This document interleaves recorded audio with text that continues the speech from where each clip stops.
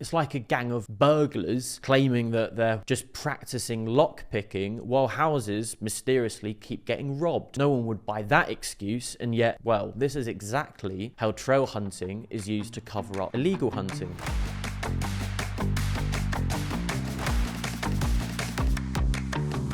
It's been 20 years now since the 2004 Hunting Act came into force. It was supposed to end the hunting of wild mammals with dogs once and for all. Well, that's at least what we were told at the time. Yet here we are then in 2025, and foxes, deer and hare are still being hunted and killed. Pets and other animals are falling victim to the hunts too, whilst badger sets are still being blocked up, hunt monitors are being assaulted, and the poor hounds, let's not forget them in all of this, are continuing to suffer as well. The brutality and havoc caused by hunts clearly hasn't stopped, and that's ultimately because the Hunting Act hasn't worked. It hasn't protected wildlife, and it hasn't stopped the cruelty. The hunts know it, the public knows it, and even the police now are admitting it too. The biggest problem with the Hunting Act is that it wasn't really a ban at all. In many ways, it can be read as pro-hunting legislation. See, it doesn't actually ban hunting, it just bans proven intent to hunt live animals. So hunts claim they're trail hunting, so the burden is on prosecutors to actually prove they were targeting wildlife. And the punishment for all of these illegal hunts that are going on, well, it's just pathetic. They often receive just a fine, no prison sentences, and no real deterrent. And then there's the loopholes, of course, that are allowing stag hunting, terrier work, and even so-called research hunts to continue. And I should be clear here that this isn't just my opinion. Chief Constable Matt Longman, the UK's top police officer on hunting crime, has even openly admitted that the Hunting Act is not working effectively, and illegal hunting is still common practice. And of course, that's putting it lightly. In 20 years, there have been over 573 successful prosecutions under the Hunting Act, but the vast majority of them have had nothing to do with organised hunts. Between 2005 and 2014, just 24 of those convictions involved individuals that were actually linked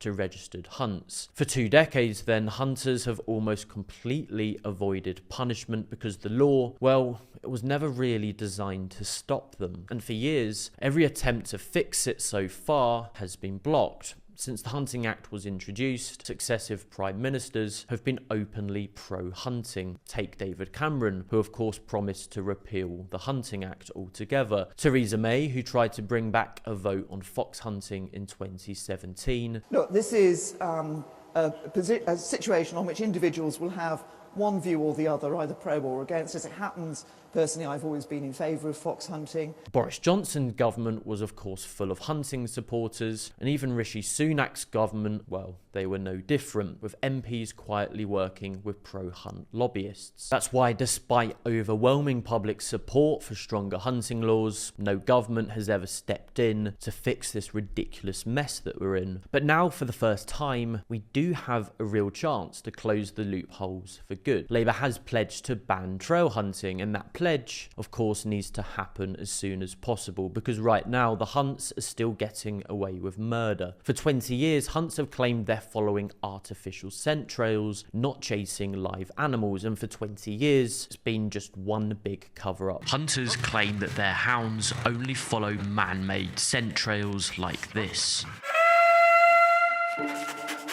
They call it trail hunting, but these trails are made from fox urine. So how on earth are we to believe that foxhounds won't find a real scent?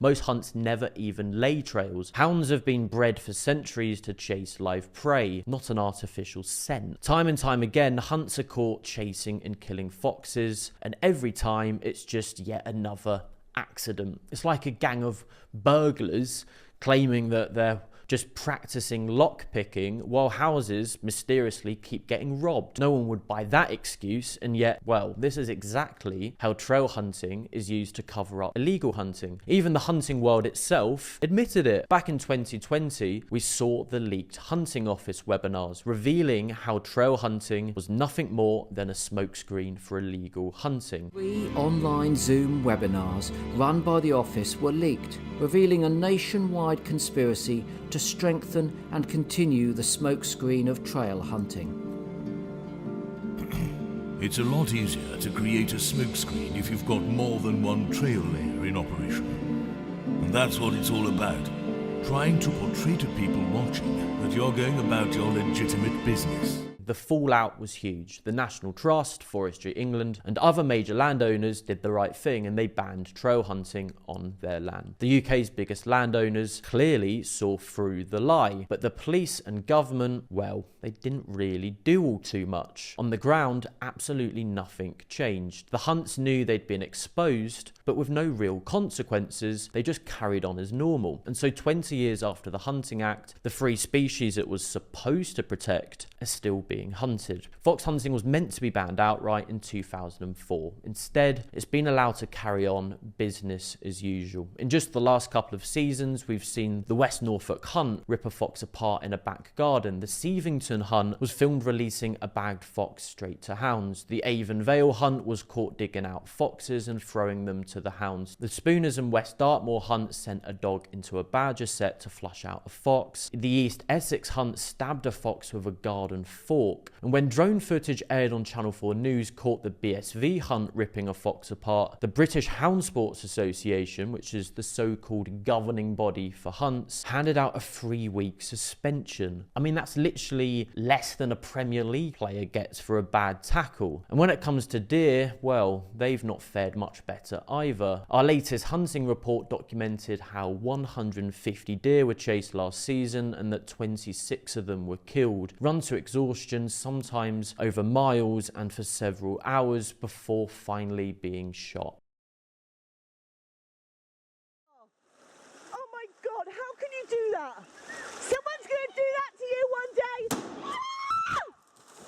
No, how can you do that? And yet stag hunting, well, that was meant to be banned too, wasn't it? The reason it still happens is down to the loopholes in the legislation. The research and observation exemption means hunts can claim they're studying deer behaviour while actually chasing them to exhaustion. Mental. I know. And the falconry exemption allows hunts to pretend they're using a bird of prey to kill the deer. In reality, the falcon plays no role. The deer is still chased and shot, and for 20 years, these loopholes have protected the hunters, not the hunted. And hares are still suffering too. Nearly 70 hare hunting packs still operate across the UK. Thousands of hare hunting meets take place every season. When activists do find hare hunts, well, they often shut down immediately because they know, of course, that they're up to no good. Unlike fox hunts, hare hunters don't even bother pretending they're following trails. They just avoid being seen and carry on, well, as if the ban never really happened. Another species, again, completely failed by the Hunting Act. And it's not just the wildlife that's suffering either. Hounds are victims too. We've logged over 500 cases of hound neglect in just the last 4 months where these animals have been abandoned, mistreated, or left to run out of control. And in our undercover investigation a few years back, we exposed the Duke of Beaufort's hunt, who are meant to be one of the most prestigious hunts in the country, literally shooting their own hounds in the head. One hound, we believe to be young and healthy,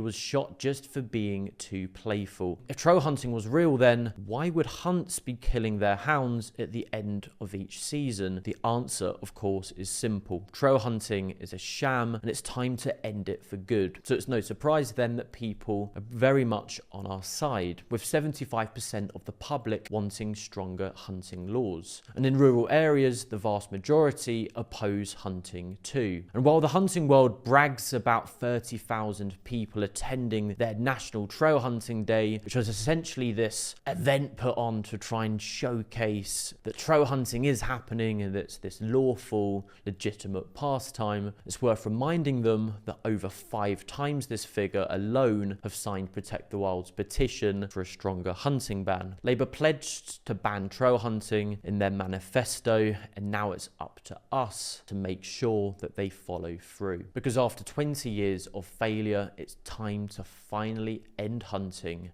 for good.